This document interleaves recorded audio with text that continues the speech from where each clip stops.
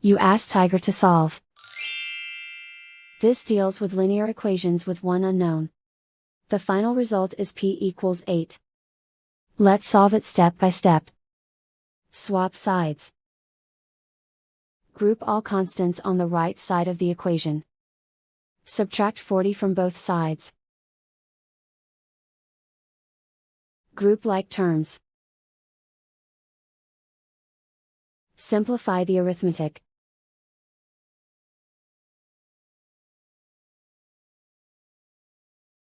Isolate the p. Divide both sides by -3. Cancel out the negatives.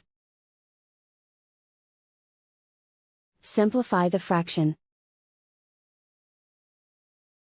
Cancel out the negatives. Find the greatest common factor of the numerator and denominator.